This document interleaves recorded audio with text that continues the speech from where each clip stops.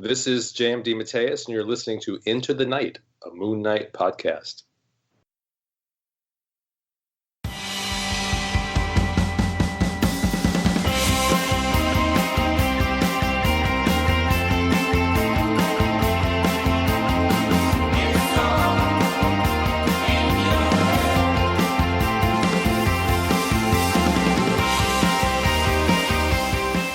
Yes, welcome back, loony listeners. You are listening to Into the Night, the Moon Knight podcast. This is episode 192, and you are with your Hyper KHONSHU Ray. Hello, and have another cool show for you tonight.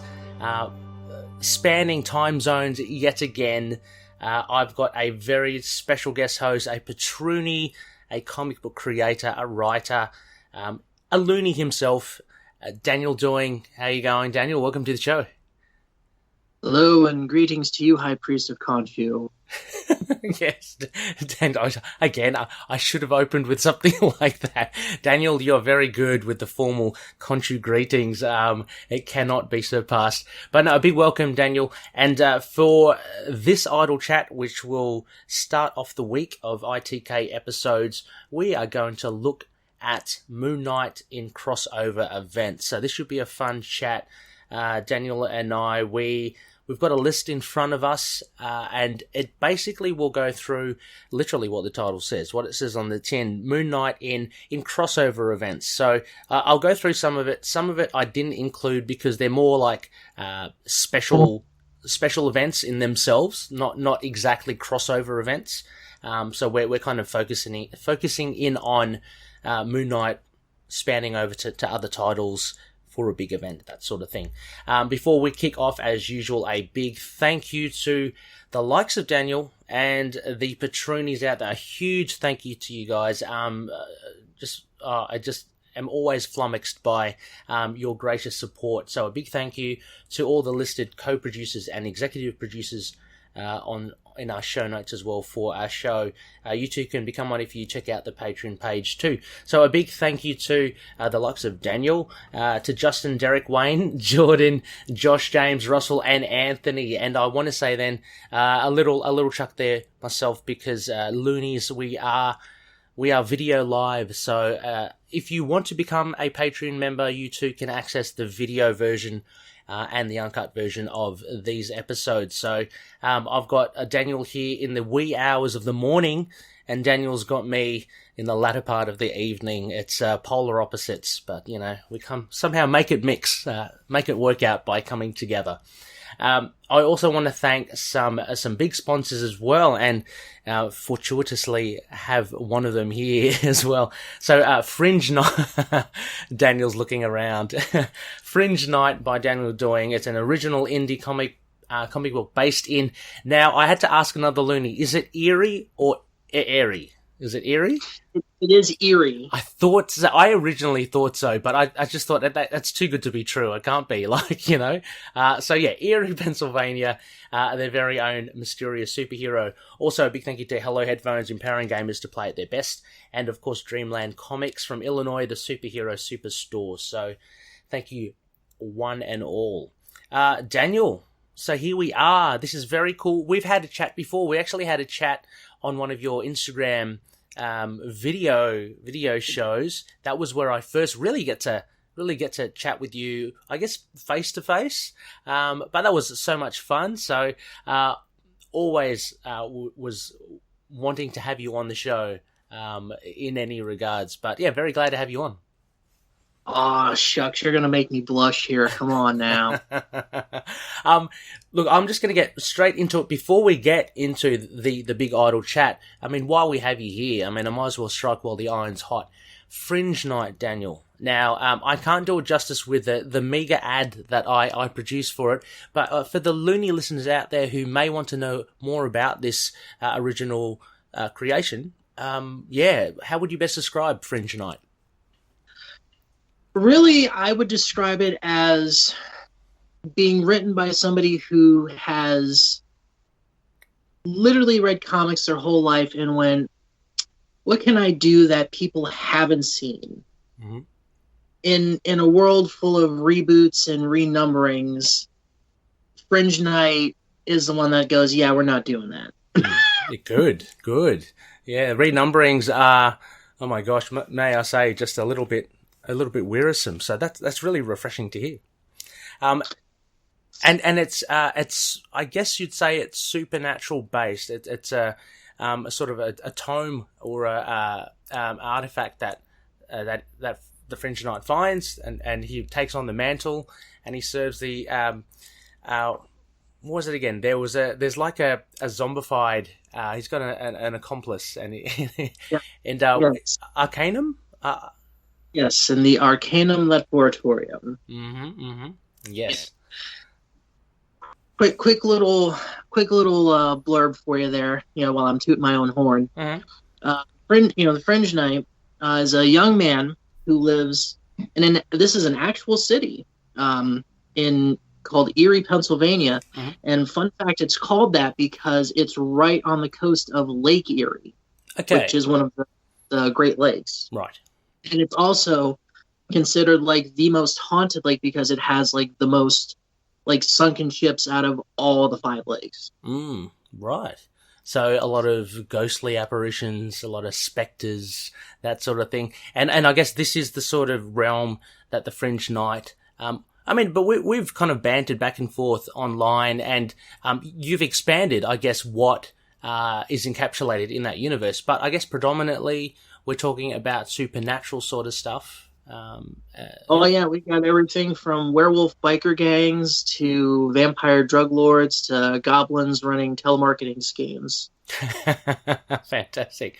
All of this is Indy self-published as well. So, but we will, loonies, if you are interested. There is a Facebook page, is there not? A Patreon page, and there's also access via IndyPlanet.com. So we'll get all the links there for the current run of Fringe Knight. You're working on issue 4, I believe. Yes, I'm going to be publishing issue 4 around mid-March. Okay. Okay, it's just around the corner. So yes, so give me your money. Just give me all your money. Well, we'll certainly give it a plug as well, just in the lead up and in the release of Fringe Knight issue 4. But very cool stuff indeed, Daniel. So more details, as I said, in the show notes as well, and a bit later on in the show. All right, well, Daniel, let's get into, we are looking at Moon Knight in crossover events. So as I mentioned, going to be looking at basically the events that span across various titles, and may or may not have had core books as well to kind of encapsulate this crossover event. So like I said, there were other events that Moon Knight was party to. He may have been a guest in an actual title, or there may have been an actual event. I'm thinking, say, Marvel Zombies, which I didn't include because it's not really like a crossover. That's like an event in itself, if you know what I mean. So yeah. So anyway, I've got a list here. By no means, loonies, is this definitive. You can take it as you will. I did pick and choose bits here, but I asked you as well, Daniel, familiar with most of them. I assume you are. I am familiar with most of them. The one at the beginning I'm not so familiar with, so I'm not sure. And this could actually be maybe not appropriate for a crossover event, because I think it was a title in itself, but I've included it anyway. So the first one was Contest of Champions. So Moon Knight was part of this, as was the rest of the Marvel Universe, duking it out there. Have you read this one, Daniel? Or I read a few of the single issues. I never got to read the entire trade of it, though. Mm-hmm. But it definitely piqued my curiosity, because I was like, ooh, large Marvel event, it's got to have Moon Knight. Yeah, no, for sure. I in all honesty, I haven't read the original Contest of Champions. I read the more recent Al Ewing Contest of Champions. So I'm not sure if you read that one as well. It didn't really have Moon Knight in it, so I'm kind of really skirting around the issue here. But it was a fun tale in any case. I got into it through falling in love briefly with the Smart Device game, Contest of Champions, basically having the heroes and or villains fighting against each other. I thought that was really fun. I invested a lot of hours into that. Thankfully, I didn't invest a lot of money. Yeah. I got most of Moon Knight's costumes. Oh, you did? Did you get that naturally, or did you have to pay? Did you buy it? I paid for one trunk. Okay. And I lucked out, and I actually got his armored costume and his Mr. Knight costume. Oh, Mr. Knight costume. That would have been all right. Yeah, I've only seen... I mean, I dropped off it a while ago. I only recall the more Declan Shalvey costume, the Black Hooded one. That was pretty cool as well. Like, you know, he threw the crescent darts, he had the bow staff, that sort of stuff. So anyway, I mean, to try and meekly tie it back to the Contest of Champions, the comic book series, Moon Knight is featured in the original Contest of Champions. But yeah, I guess it's safe to say he probably didn't have that much of a big part in it. No, I don't remember him having like a large part in it because it mostly focused on like the big characters. Yeah. At the time. Yeah, exactly. Well, the next one is a fond favourite of mine anyway. We're looking at Acts of Vengeance. So this was a big event in the late 80s, early 90s, something like that.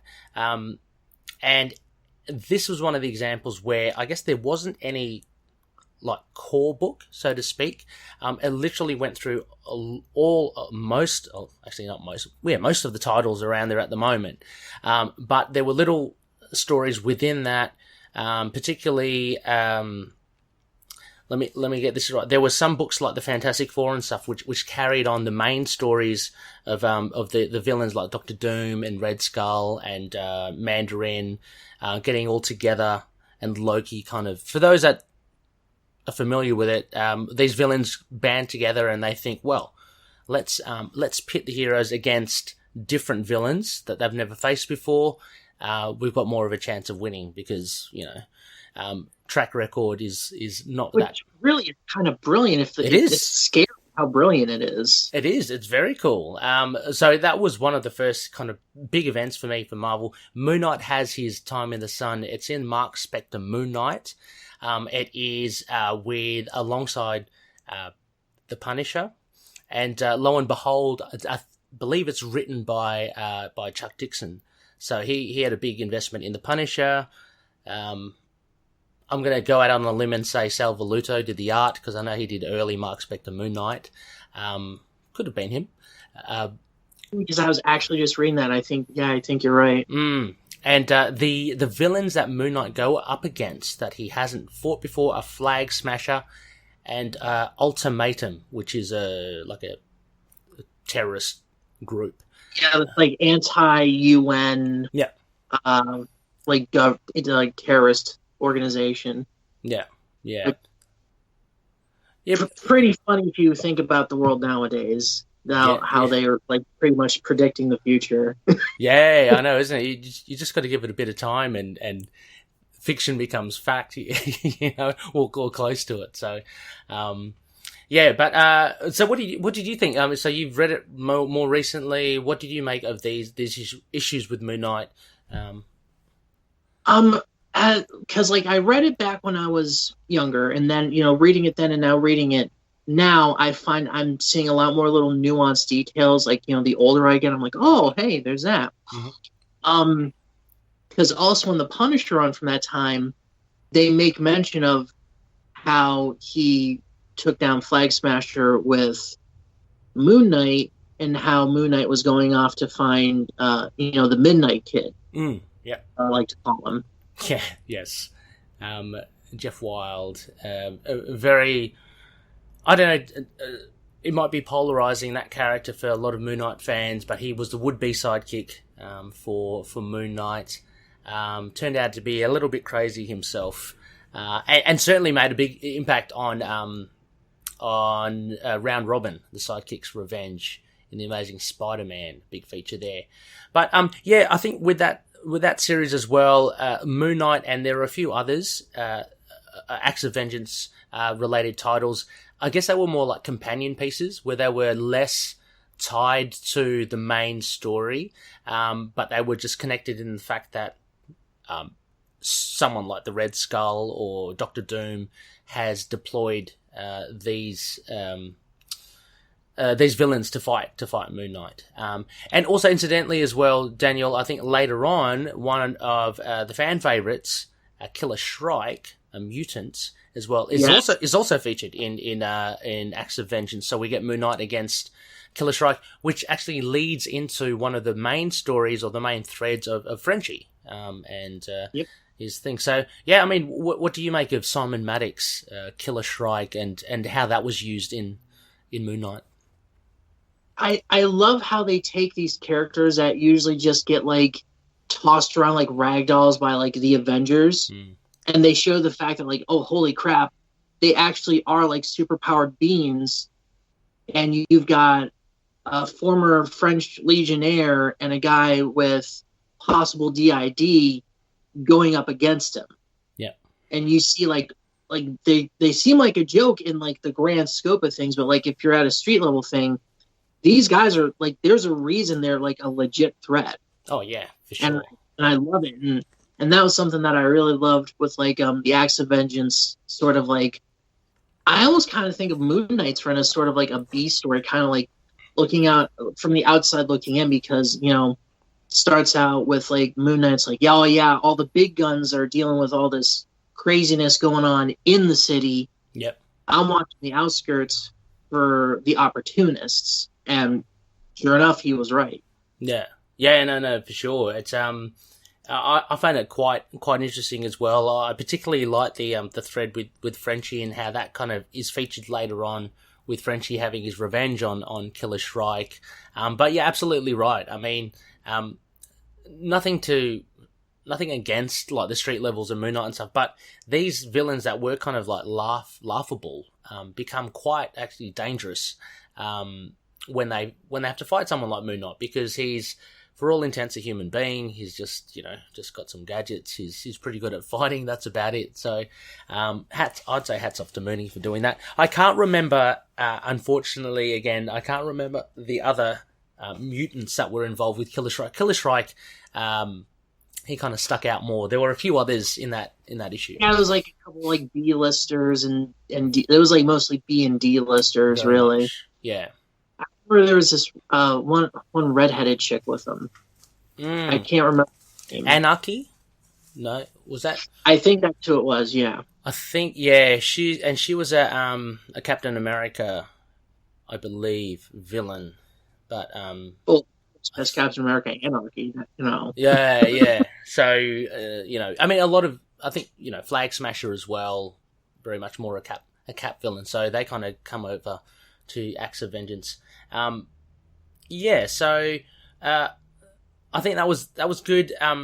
Again, I guess the Acts of Vengeance was a little weird in the sense that Marvel were, I mean, they've had the stuff like Secret Wars back in the day, the original Secret Wars, where it was a big event, right? And it boasted a new brand of of toy lines, toy merch. It was all that kind of thing. But Marvel was still kind of getting their heads around, I think, crossover events, because, Daniel, today they have a crossover event every second Sunday. You know what I mean?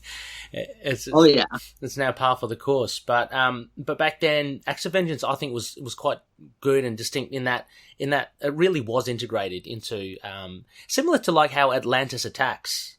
Had you read that? Yeah, I got to read a little bit of that. I really like how they don't try to make it a mini-series event.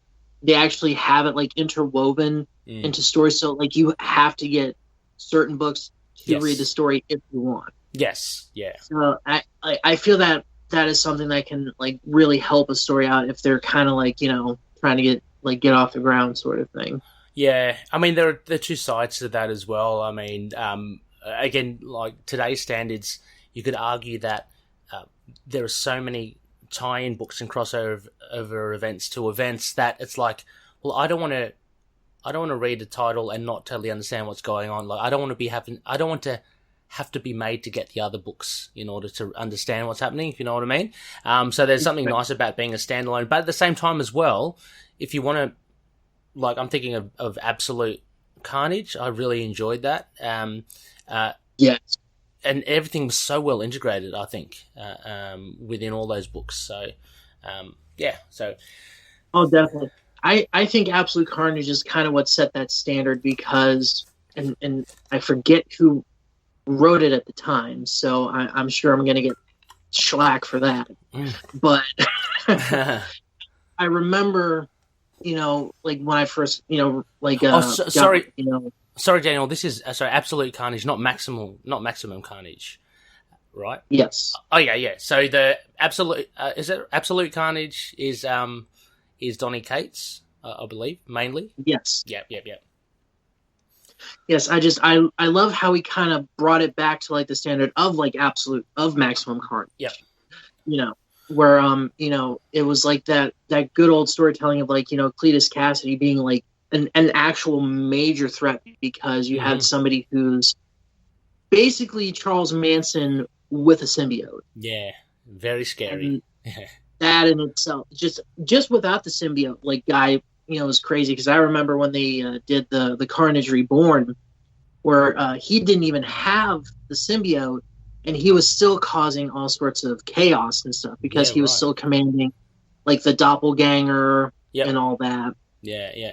Oh, yeah, Carnage is an awesome villain. I love him. And I very much like how he's been used recently. There was, even before Donny Cates, there was a Jerry Conway, I believe it's Jerry Conway, and Mike Perkins run of Carnage. And it had him with the Darkhold and him going onto an island and very kind of horror Lovecraftian thing happening. I love that. I kind of was like reading it, and my inner child had to kind of go off into the corner and cry because of all the horrible things it was seeing. Yeah, it was really good. Sorry, Loonies, for those who don't know, I guess a real quick snapshot is that you get these band of hunters or agents. One of them, Eddie Brock, and another one, John Jameson. Is that right? The son of J. Jonah Jameson, and some others. Yeah, and they're hunting or looking for Carnage, and it's really cool because at the beginning, Carnage is kind of like this. You don't see him; he's kind of like the force that they're kind of looking for. Yeah, and then later on, he kind of it becomes very scary. But anyway, we digress. The point being that I guess that the events got stronger, and Marvel knew what they wanted to do with the events. So the first big one here that I put that Mooney was very slightly attached to was Infinity Gauntlet. Now, because of the movies, anyone probably knows Infinity Gauntlet or of it now. But of course, Thanos a big threat, all that sort of stuff. We see Daniel here, Moon Knight, only I think a couple of panels. He doesn't get any tie-in books or anything like that, but he's in the core book and he's looking at a burning New York. Which is really funny. Like, I guess because around this time he had a rather regular ongoing series, right? And it's interesting that later on we see in the later Infinities, Infinity War, Infinity Crusade, Moon Knight actually has a bigger role, dare I say? So yeah, especially like with Infinity Crusade. Yeah. But Infinity Gauntlet is very slight. As I mentioned, most of it are the big hitters there. But let's then jump to Infinity War, where he does get some tie-in books in Mark Spector Moon Knight. But he also has his I guess an interweaving of his ongoing problems at that stage of Mark Spector. So we know by this stage he's got the adamantium armor. We know his body's decaying inside. Thanks. Demonic infection. Yes. By Demon Goblin. Exactly, yeah, that kind of came about as well. But it kind of, in one of the instances as well, I was reading a Web of Spider-Man, and I don't know, maybe Terry Kavanagh and Howard Mackie got their wires crossed, but it actually augmented his powers. I know you give it that look, but in Web of Spider-Man, it does. Like, apparently he fights Jason Macendale, the Hobgoblin in that, not the Demogoblin, but there are instances in that fight where he seems to have augmented strength, and I think there's a really brief mention of his condition.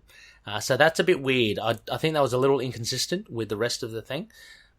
But it could have been because like since it was Masondale that he stuck his neck out for and ended up literally getting biting the hand that that was trying to save him. Yeah. It kind of like augmented his demonic possession a little bit, so that maybe boosted his strength.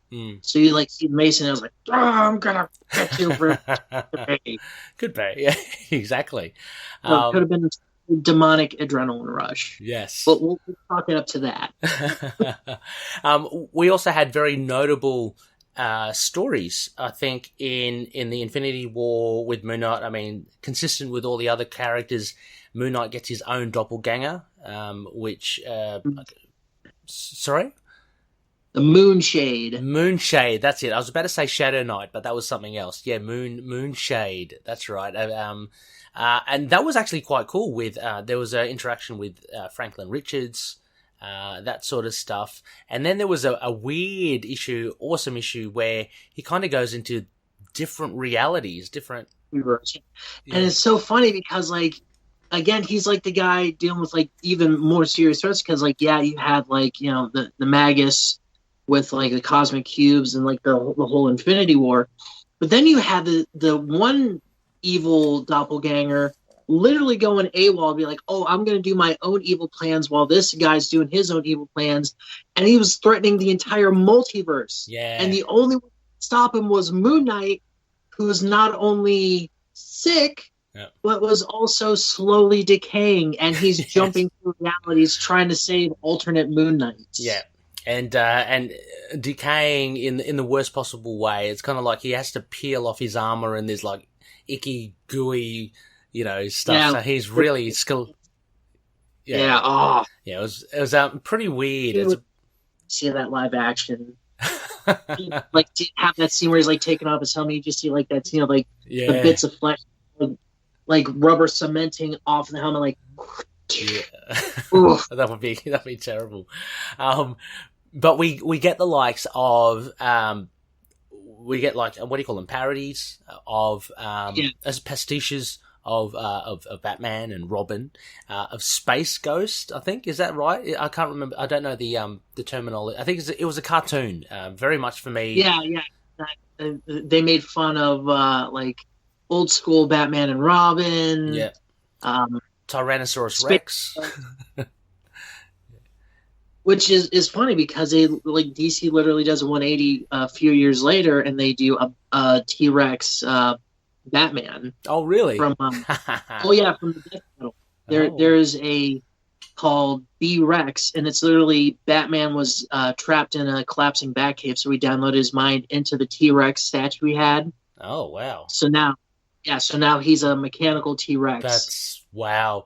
That guy can do anything. Look, incidentally, I'm not one to like, to always compare one to the other. But I was reading another comic just the other day for the Last Sons of Krypton podcast that I do for Superman. It was a future state Superman / Batman, that title. And I was reading, really enjoying it. As part 2, it's only a 2-parter. It's part 2, and he goes up against this beast, and it's like he's kind of like, oh, this guy's anatomically kind of irregular. I don't know his weak points and stuff. He kind of pulls out a concussion detonator and he puts it on the monster's forehead.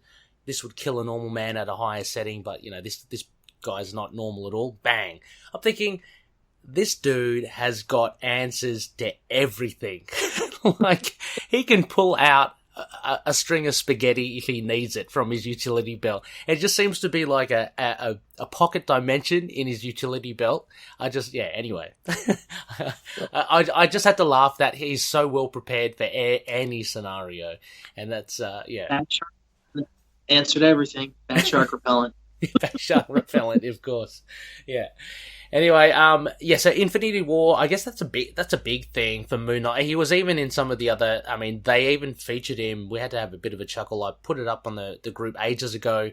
There's a whole spread of all the Marvel heroes. I think when they convene at the Baxter Building, or was it Four Freedoms Plaza? Anyway, they all convene there, and you have a whole spread page, a splash page of everyone, and there's little Moon Knight at the bottom left-hand corner, just kind of like, just by himself. I'm just gonna wait here, guys. Yeah, just by himself. Yeah, just milling around. I think Daredevil's kind of close, but not too close to talk to him, so he's definitely on the outer. Oh yeah, back off, loser. My book's still selling well. Oh yeah. Well, he's got a good book. Yeah, can't blame him. Yeah, so we move then, you mentioned as well, to Infinity Crusade. So the three big Infinities, Moon Knight features and all. He's got a particular role in this. I'm least familiar in Infinity Crusade out of this trilogy. But the Magus was the evil part of Adam Warlock. I can't remember the name of the other person, but they're the good bit. Yeah, the goddess. Yes. Which I thought was very interesting. They decided to make his good half female. Mm-hmm. Yeah. Or maybe just the good half, that's what they chose to represent themselves as. Yeah. Who knows? Yeah. But she took a liking, or she, I guess, showed some sort of mercy towards Moon Knight, right? Because he had some sort of faith element to him. Yeah, because the god, she basically was recruiting all of these heroes that had a real strong faith system. So Thor, Storm, Daredevil, because Catholic and everything. Mm-hmm. Moon Knight, I think, was kind of what validated the whole she looked at him and was like, oh, you've been touched by another, and kind of actually validating yes, KHONSHU is real and he is in this guy's head. Yeah. Yeah, right. Yeah, it's an interesting one. It's something that I really kind of want to revisit as well. Unfortunately, and again, it's for posterity, it's recorded in our earlier episodes. Myself and original co-host Connor, we reviewed, I think, some Infinity Crusade tie-in issues from Mark Spector Moon Knight in excitement, because I think this was in the lead up to Infinity War all those years ago. So we thought we'd do an Infinity War special. We did Infinity Crusade at the end of Mark Spector Moon Knight. We could not make head nor tail of what the hell was going on. It was Yeah, Infinity Crusade, it was one of those ones where I'm pretty sure the writers were just sitting there at the computer and they would fall asleep, and somebody off screen would come with a stick and just poke them. They'd be like, what? Type. Yeah. And then the Rainbow Unicorn shows up with the magic powder to save everybody. We just kind of read it what? Screw it. We got to put to print. People want Infinity. We got to give them Infinity. Yeah. Well, you make a good point there, because what I think, and although it does seem like a neat trilogy there with Infinity Gauntlet, then the good and bad of Adam Warlock, for me, Infinity Crusade was very much like Marvel going, oh, hang on, the success of Infinity Gauntlet. Oh, Infinity War did all right. Let's keep these kind of crossover events happening. So they did that, but unfortunately, it doesn't hold up as well as the predecessors. Nah, really. That's really where they kind of burned out. They went the opposite of Star Wars with New Hope, Empire, and then Jedi. Mm-hmm. Their Jedi, as it were, kind of fell a little flat. Yeah. For sure. So, I don't know, just maybe the tank was running on low by the time they reached kind of that finish line, but we don't know. Skywalker.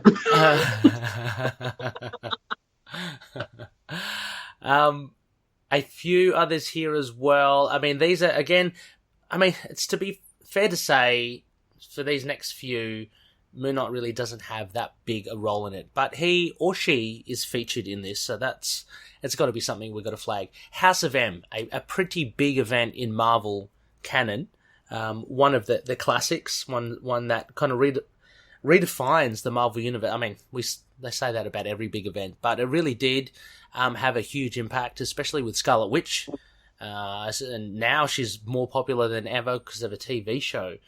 But we see Moon Knight as part of Luke Cage's, I guess, posse.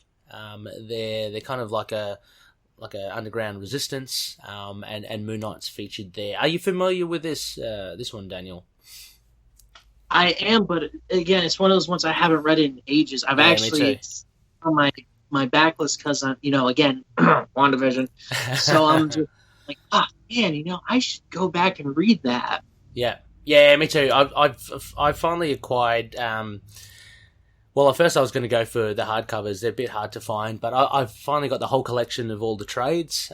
So I'm looking forward to reading it from Go to Woe. That should be really good. It's been ages since I've read it all. I've read the core books a couple of times, but I'd love to read the whole thing. All the crossovers and the preludes in Excalibur, all that sort of stuff. But anyway, so Moon Knight is featured in that. I don't think he has that much of an impact. Often kind of like standing next to somebody else who's like, yeah! Yeah, exactly. Make the numbers. He's your street level, generic Marvel street level number 7, so. You got it, generic Marvel hero number 37. You tell him. Yeah, exactly. I've got also here... So I've been pulling this off the Travis Complete. There's a website that this person, Travis, I'm assuming his name's Travis, the complete reading order, the complete chronology of every Marvel character in the universe and all their appearances chronologically. It's a massive undertaking. He and or his team have done that. You can filter it by characters. You can filter it by arcs, story arcs. You can filter it by titles, all that sort of thing. It's a really good repository of information. But anyway, Secret Wars is also featured in it. This one I'm assuming is the Jonathan Hickman one, not the 80s one. I could be wrong.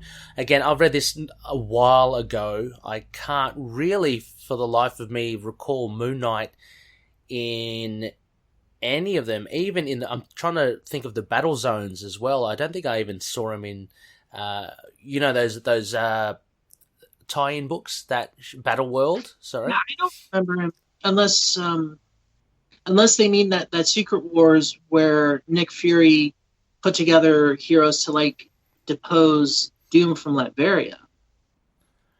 Oh, possibly. Yeah, you remember that? Yes, vaguely. Yeah. Because I remember, again, it was called Secret Wars, and I was like, ooh, and then my friend was like, oh, no, it's like a Black Ops tale. Nick Fury's putting together all these heroes and giving them, kind of altered costumes so they can basically go in and depose Doom from Latveria.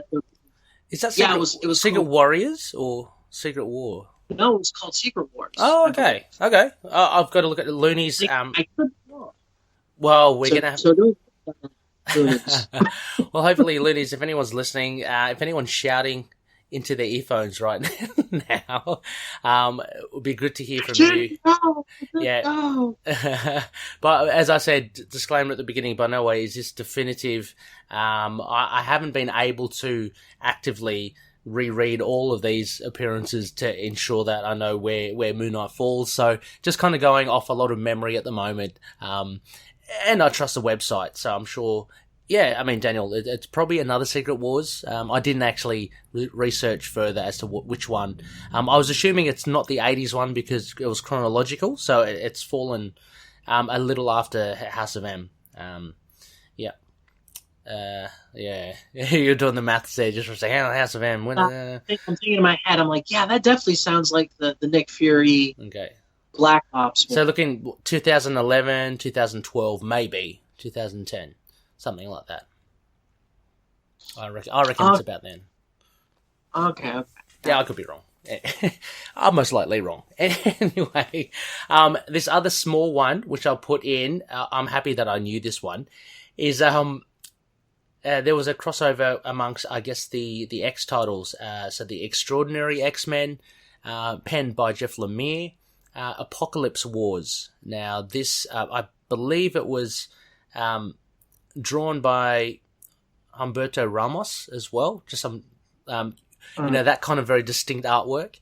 Anyway, the Moon Knight in that one was a female, and she was one of the 4 horsemen of the apocalypse. So she was, oh god, this is really stretching me now. I think it was Colossus was one of them.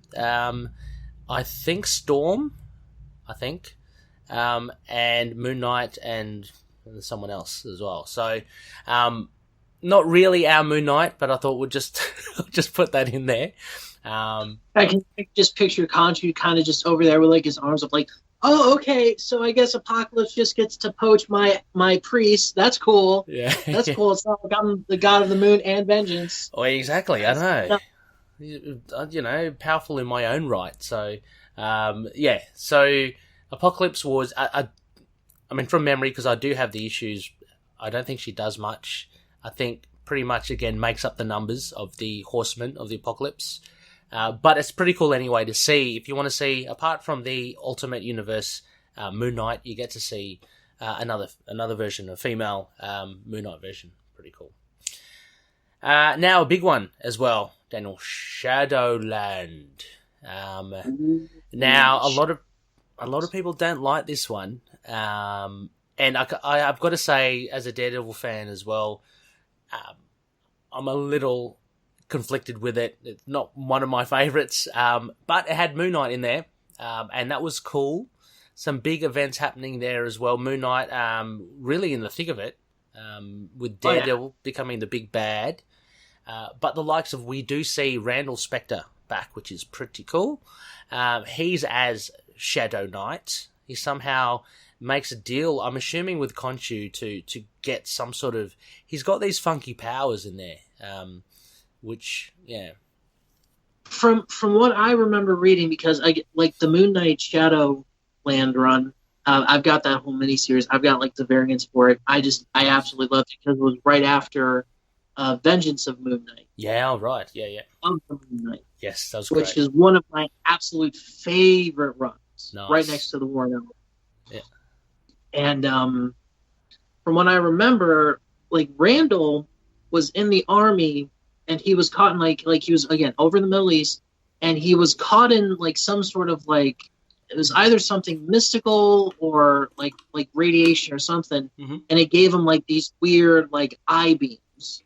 Yes. And when he's in the hospital, he's like, hey, I don't feel good. And the nurse is like, yeah, you and everybody else here, dude. I got a guy with a leg blown off. I'll get to you in a minute.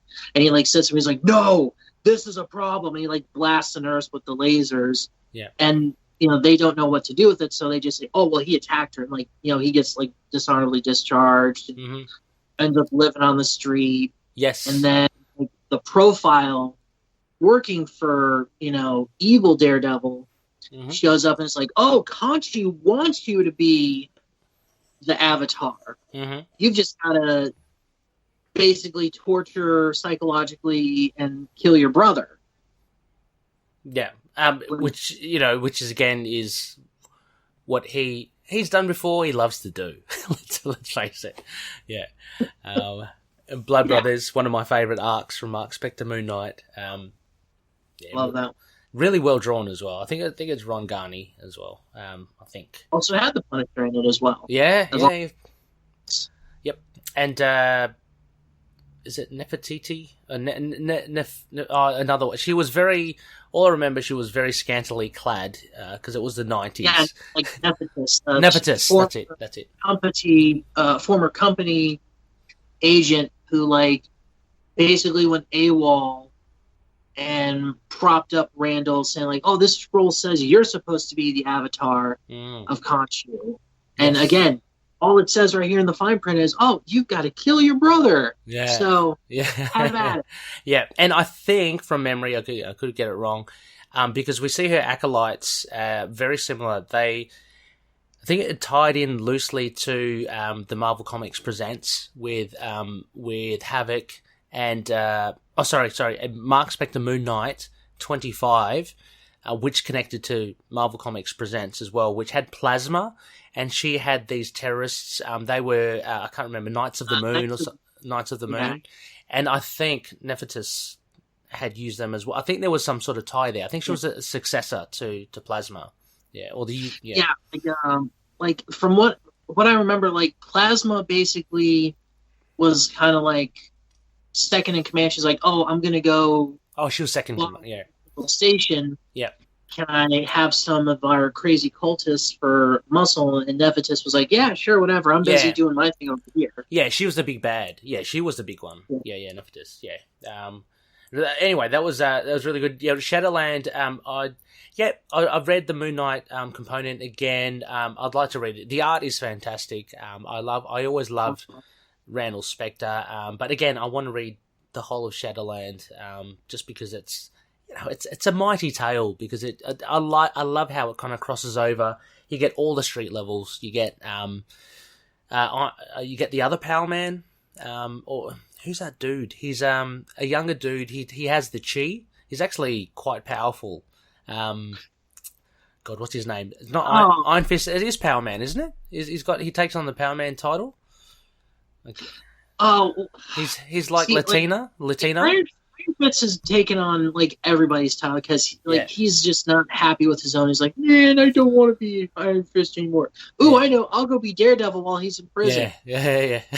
Oh, well, Luke Cage is retiring because he's got a kid now. I'll call myself Power Man now. Yeah. And he was really good. He drew chi from around him, which was a lot more. Yeah, I mean, rather than I think because Iron Fist is a lot more internal. Like he draws the chi from his own.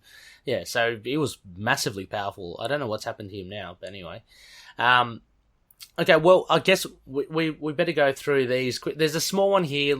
I even put here, Daniel, an excerpt. I'm not even sure where Moon Knight factors in it. It's Onslaught Unleashed, which I think is a pretty significant X crossover. It actually crossed over Avengers as well, right? Onslaught was... Yeah. I know very little about the Onslaught epic event. Do you remember much of it? I just know there was a big red and purple dude. Well, because I know he's basically all of Charles Xavier's bad memories of Magneto. Okay. Kind of like taking on their own form and taking over Charles. So it's like Magneto possessing Charles kind of thing. So like you got this dude Onslaught, who's like got Professor X level telepathy. Okay. So he can do like some truly like horrible things. Yeah, right. Yeah, I mean, we know how dangerous Professor X's powers are. He always seems to get like abused in having them used some. Like I'm thinking like the Red Skull. Didn't he also like get Professor X's brain or something? And Professor X's body and literally took his brain and just was like, okay, I'm just gonna put this in my skull now. Yeah, exactly.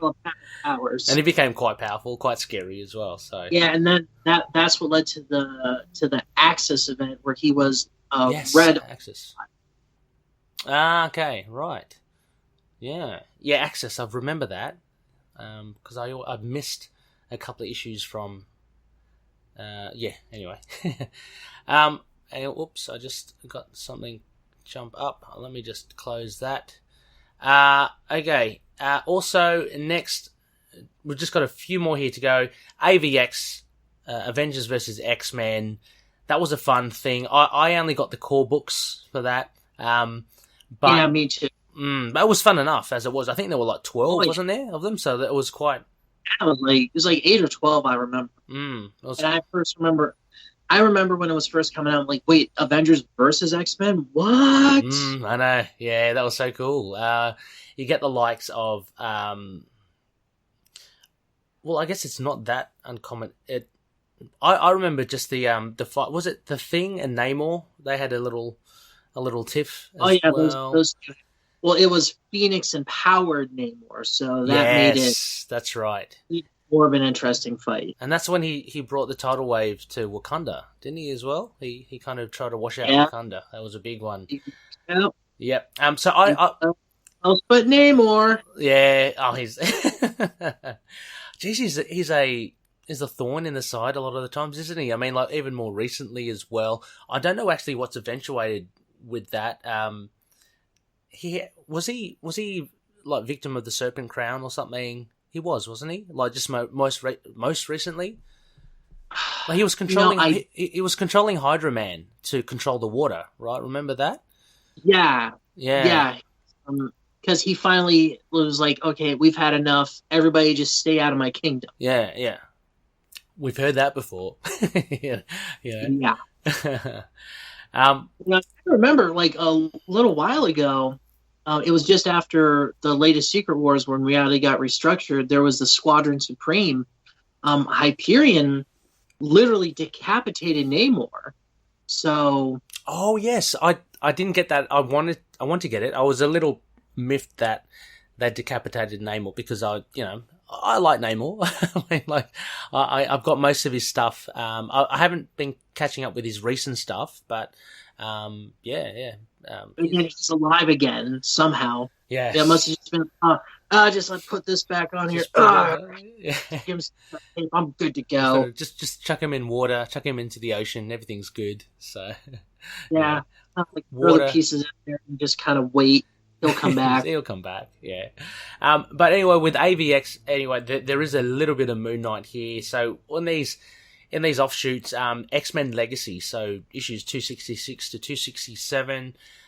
Apparently, there's a storming of the Jean Grey School and the likes of She-Hulk, Moon Knight, and Falcon. They arrive at the school to prevent more mutants from joining the X-Men against the Avengers. So, again, tensions, I'm assuming, fly there. I don't know exactly how Moon Knight eventuates or who he goes up against. I might have to read these on Marvel Unlimited just to see how Mooney fares. But this would be, he'd be. AVX was. What are we talking? We're talking pre-Warren Ellis, right? Is that 2012? Something like 2013? Yeah, 2012, 2013, if I'm remembering correctly. So, no, even earlier than that, I think. Okay. I think that was like 2011 even. Okay. So around the Bendis run then, or Vengeance of the Moon Knight. I can't remember which comes first. Bendis is... Because I think what it was is AVX, and then they did the Bendis run. Yep. And that fell apart. Yeah. And then they went with and did Marvel Now. Yeah. Yeah, right. 13, 14.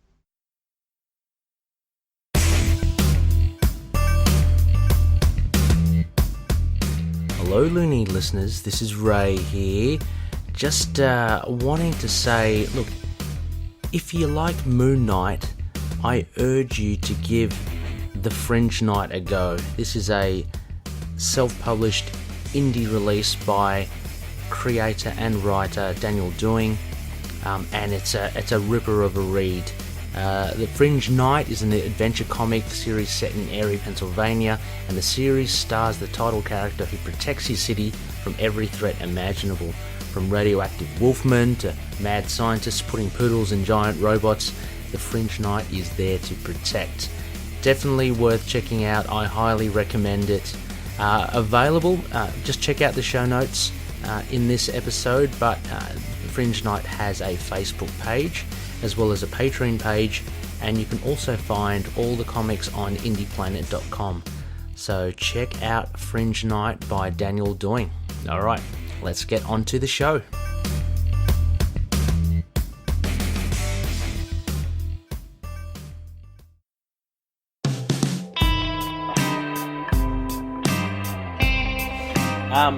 All right, we better. I'm just mindful of the time here, Daniel, for you as well, because I know you are a working man. So we have just a few more here. Like these are more recent, so Loonies may be more accustomed to them. So we have Original Sin. There's a little bit of Moon Knight in that as well. A cool event, a great event about uncovering a lot of heroes' inner conflicts, their deep, darker secrets, that sort of stuff. Moon Knight ends up... It's just for Moon Knight, that's saying something. That is, well, yeah. I don't know if they went deep dive on Moon Knight. I can't remember in Original Sin, but he ends up being on the moon, I think, facing Nick Fury with a whole lot of others from memory. So that was pretty cool. The next one we covered a lot. One of our first major, we did a podcast crossover event.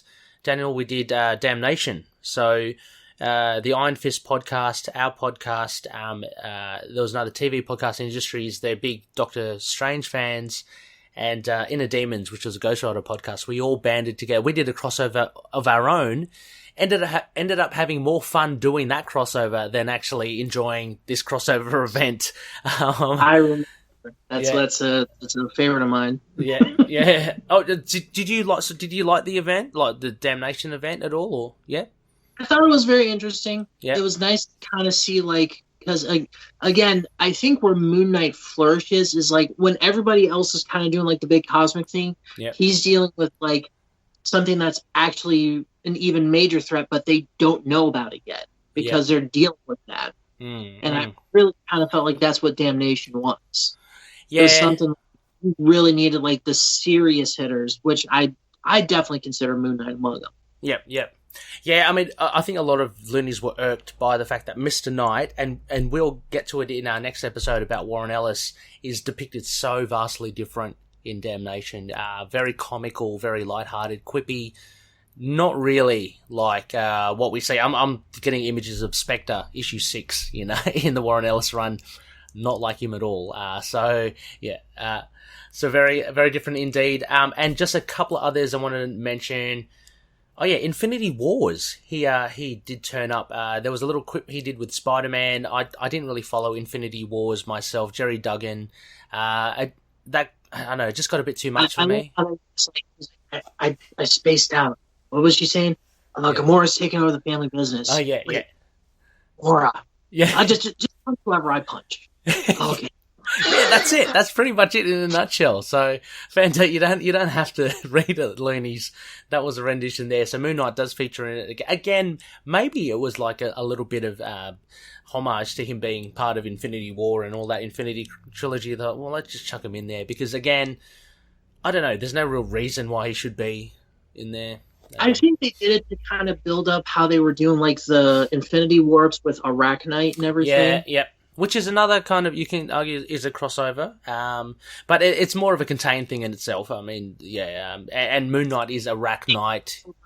Axe. It literally crosses two characters together. Yes, yeah. It was a lot of fun. A lot of them were a lot more successful than I think others, but they... I was surprised how much I liked Arachnite. Yeah, Arachnite was cool.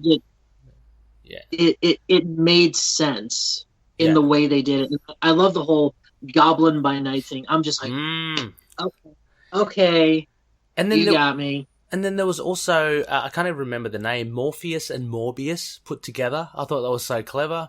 It's like, because I always get the names mixed up as well. Yeah, I think they went with Mobius the Dream Vampire. Yeah, that's awesome stuff. So really, really cool ideas, I think, in Infinity Warps.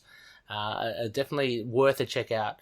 As well. And finally, Serpent War, which was... Oh, actually, before that, a little honourable mention to Acts of Evil as well. It was like a very meagre attempt at reactivating Acts of Vengeance. Acts of Evil was kind of pitting everyone against... So we had Moon Knight and Kang, which a lot of loonies will remember in the annual. That was a lot of fun.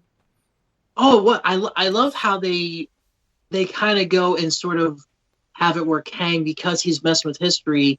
You have it where Moon Knight is like this kind of legacy where you see like an Old West Moon Knight, a World War II Moon Knight. Yes, yeah. It was quite enjoyable, I thought. So, and then finally Serpent War. We have, which was, I actually enjoyed it. I really enjoyed that run. A very interesting, we're talking about crossover. It is a bit of an event because it's only like one book, but I wanted to put it in anyway because you have all the Richard E. Howard's characters, Conan, Solomon Kane, Dark Agnes, and you got Moon Knight. It's like, what? It's like this whole like big line, and then you're just like, and Moon Knight. Yeah. And you're like, wait, what? I know, well, what's going on? Yeah, so, but that was good. That actually, it led into, and that's another whole thing in later on, the KHONSHU, Age of KHONSHU, Jason Aaron. But here, the Serpent War did connect into it in the fact that we did see Moon Knight acquire a sliver of the moon from KHONSHU and gain some sort of kind of hefty powers.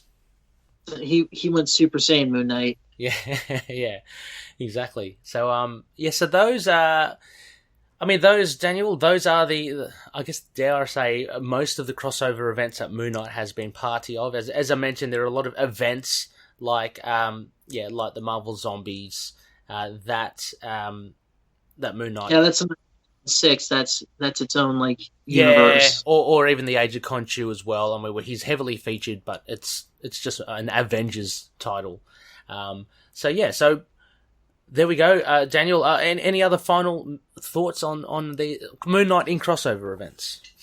Well, when in Damnation, everybody's like talking about how like him being Mr. Knight being quippy. I'm like, well, what if it wasn't Mr. Knight? What if it was Stephen Grant, who was kind of like in control of that situation? Okay, yeah. Or Jake Lockley, because Jake Lockley, he loves to run his mouth, if you remember. Yeah. Well, that's an interesting take, and yeah, I mean, I'd get behind that as well. I mean, I'd argue also the fact that Mr. Knight is another identity in itself. So, but there could be an identity within an identity. Could be like an Inception thing. We don't know. Drumbeat music. Daniel, thank you so much for joining us on this show. Before we go as well, just a little bit of Nightlines. We have some feedback from CMK7. Beep, boop, beep, boop, boop. That's Chris Kelly. Hello from YouTube. He just commented on episode 189, and this was our Moon Knight Inception. Funnily enough, it was when we did reviews of the reviews. And Chris says, such a great and fun concept for an episode. I laughed the whole way through. Look, I think it was hats off to Josh Johnson. He came up with the idea. It was a full-on cracker. He had some real good perlers there. I know you and I, Daniel, we laughed at some of the... Did he ever? Oh, man. That Jack review. I'm never going to sleep well again after hearing that. Especially if you have a Jackal figure as well. So I do. That's what's going to keep up. Just put it at the back of your shelf. I try to turn him around, but then in the morning I wake up, he's looking right at me. I'm just like, don't you give me that one. Don't you give me that one. A big thank you once again, Daniel. Daniel, would you be able to join us later in the week to chat Warren Ellis Moon Knight? Absolutely. I've always got time for Moon Knight.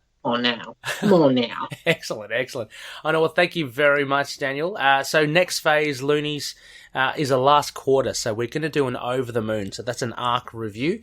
And as mentioned throughout this episode, Daniel and I will be looking at From the Dead. Well, that's the name of the trade. It's the Warren Ellis run of Moon Knight, which was volume 7, I'm about to say. So issues 1 to 6. So just the Warren Ellis run of that, because that ended up being, I think, 17 issues with Brian Wood and Cullen Bunn. But we'll just do the first 6.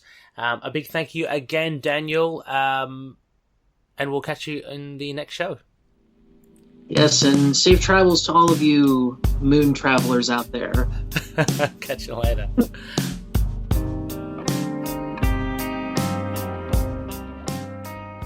Loonies, you can contact us through various social platforms. You can drop us a line on email at itkmoonnight@gmail.com. We have a Facebook page, facebook.com/itkmoonnight, and a Facebook group, facebook.com/groups/itkmoonnight.